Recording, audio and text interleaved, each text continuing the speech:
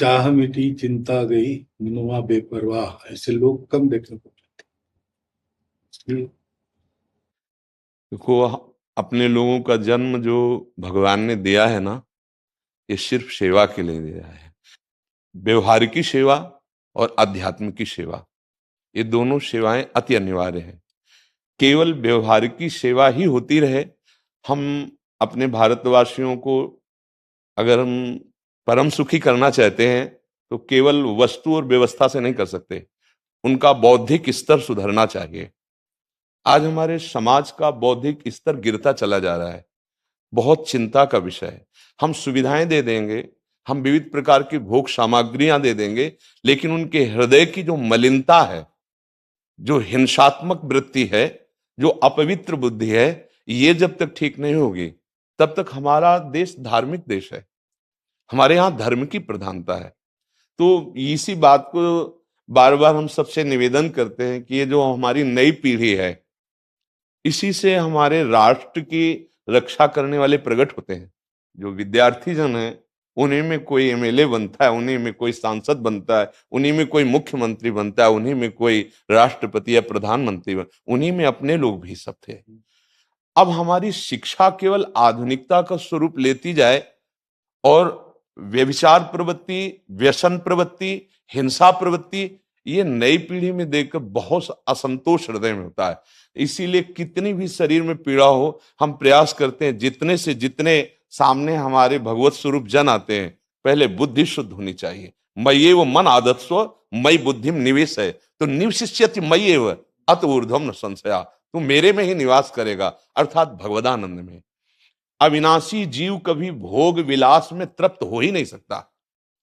हम अगर अपने राष्ट्र की विशेष सेवा, तो हमारे धर्म का परिचय, जैसे आप जन करते हैं, धर्म का हमारा क्या स्वरूप है, हमारे जीवन का लक्ष्य क्या है।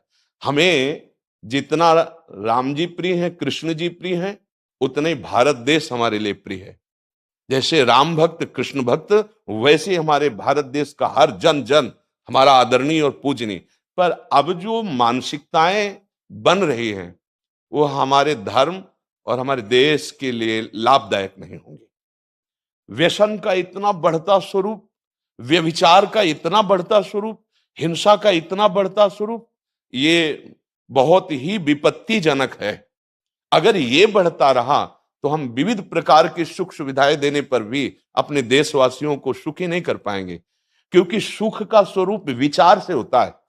सुख और दुख की स्थिति सत्य नहीं है, आगमा पाइनो अनित्यास, लेकिन हमारा विचार, और विचार हमारा गंदा हो रहा है। बस हमारा उद्देश्य यही है कि हमारे देशवासियों का विचार शुद्ध होना चाहिए। अगर विचार शुद्ध है तो राष्ट्र प्रियता, जन सेवा, समाज सेवा, ये सब स्वाभाविक होने लगेगा। और विचार अशुद्ध है तो सुविधाएं बहुत हैं, उनका दुरुपयोग हो रहा है।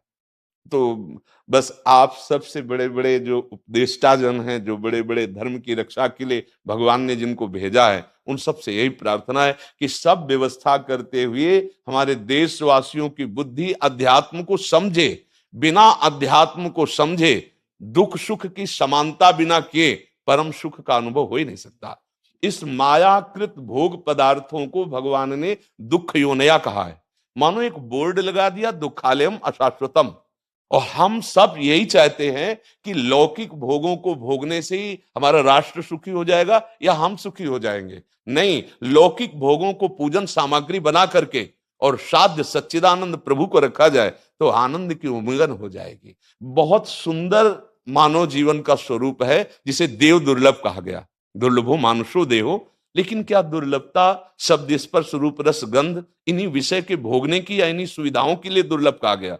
दुर्लभ है किसी सच्चिदानंद सुख के लिए। और उस सुख को तो हम भूले हुए, एकदम बहते हुए शब्द स्पर्श रूप रसगंध के प्रवाह में चले जा रहे हैं और इसी को सौभाग्य समझ रहे हैं कि हमें सुख प्राप्त हो रहा है। नहीं, हम सबसे प्रार्थना करते हैं कि आप अपने धर्म को समझिए। आप अपने स्वा को जहां जहां स्थापित करते चले जा रहे हैं, आप उसे गंदा करते चले जा रहे हैं। मदिरा में, हिंसा में, द्यूत कीड़ा में, व्यभिचार में, इसे दोष नहीं समझा जा रहा आज। और हमारे शास्त्र और हमारा धर्म इसको निषेध करता है। कलयुग की स्थिति बताई गई है। छोटे छोटे बच्चे व्यसन करने में लग गए। आज स्कूली विद्यार्थी जिनको ब्रह्मचर्य से पुष्ट होना चाहिए, वो ब्रह्मचर्य नष्ट कर रहे हैं। ये बड़ा चिंता का विषय है। हमारे देश के लिए जो जवान चाहिए, हमारे देश के लिए जो भक्ति चाहिए, उसमें बुद्धि और शरीर बल दोनों होना चाहिए। शरीर बल क्षीण हो रहा है क्योंकि व्यभिचार प्रवृत्ति में बहुत कमजोर अवस्था में, जैसे गेहूं की फसल है और गलेथ में काट ली जाए तो न दाना मिलेगा न सही भूस मिलेगा, ऐसे ही 20 वर्ष की अवस्था तक यदि ब्रह्मचर्य नष्ट कर दिया जाए तो वो गृहस्थ के योग्य में नहीं रह सकता। राष्ट्र सेवा की क्या बात है। हमारे राष्ट्र सेवा के लिए बहुत विशाल हृदय की आवश्यकता है। हमारे शरीर को बहुत स्वस्थ रखने की आवश्यकता है, तभी हम समाज सेवा, राष्ट्र सेवा। तो शरीर और बुद्धि दोनों का स्वस्थ होना बहुत आवश्यक है। तो शरीर को तो नष्ट किया जा रहा है विषय भोगों में। लोग समझने लगे हैं कि मांस खाने से हमारा स्वास्थ्य अच्छा रहेगा, हम बलवान बनेंगे। अध्यात्म बल नहीं तो तेरे शरीर की चर्बी बढ़ा ले, लेकिन तू न काम पर विजय प्राप्त कर सकता, न क्रोध पर, न लोभ पर, न मोह पर, न हिंसा पर। फिर क्या जीवन। तो इसीलिए हमारा बार बार हृदय में सबसे प्रार्थना है, जिस संत भगवान भी आते हैं, ये देखो इस समय आवश्यकता विचार शुद्ध करने की है, आहार शुद्ध करने की है, आचरण शुद्ध करने की है। हमारे देश ने चरित्र की पूजा की है। रावण किसी बात में कम नहीं था। आज भी कोई शिव अगर अभिषेक होता है तो तांडव स्तोत्र उसी का गाया जाता है। जटाटवी गलत ज्वल प्रवाह पावित स्थले। ऐसा विद्वान और ऐसा बलवान जो 20 बार जैसे झूला आराध्य देव को झुलाया जाए, ऐसे महादेव सहित पार्वती को बाजुओं पे झुलाया, वो महाबली चरित्रहीन हो गया तो अपने देशवासियों ने राक्षस कह दिया उसको। चरित्र, आज हम चरित्र पर ध्यान ही नहीं दे रहे। चरित्र बेचना मतलब कोई समझ में नहीं आ रहा। छोटे छोटे बच्चे चरित्रहीन हो रहे हैं। हमारा राष्ट्र संकट में पड़ जाएगा अगर हमारे बच्चे व्यवस्थित नहीं हुए, उनकी बुद्धि शुद्ध नहीं हुई, उनका स्वास्थ्य ठीक नहीं रहा। कौन आगे चल कर के है? यही पीढ़ी तो है ना, इन्हीं में से तो निकलते हैं हमारे राष्ट्र भक्त, भगवत भक्त, देश सेवी। तो सबसे यही प्रार्थना है कि हमारे नई पीढ़ी को सुधारा जाए, उनकी मानसिकता, उनका बौद्धिक स्तर सुधरे, क्योंकि भगवान ने हमें सेवा के लिए भेजा है सबको। चाहे जितना एकांत गुफा में भजन करे, उसकी भजन की सिद्धि समाज सुधार में लगेगी। अगर समाज सुधार में नहीं हुई तो खास बात नहीं हुई। अपना उद्धार कर लेना कोई खास बात नहीं है। खास बात है अपने जीवन को सत्य और तप में तपा करके समाज को प्रदान कर देना। हाँ, विविध प्रकार से हमारे समाज को सुख पहुंचे, इसी में भगवान विराजमान है। बहुनाम जन्म नाम अंते ज्ञानवान माम प्रपद्यते वासुदेवा स्वरम सम आत्मा सुदुर्लभा। भगवान कहते हैं बहुत जन्मों की आराधना के बाद ऐसा विवेक जागृत होता है, ऐसा ज्ञान प्राप्त होता है कि सबके हृदय मंदिर पर भगवान वासुदेव विराजमान है।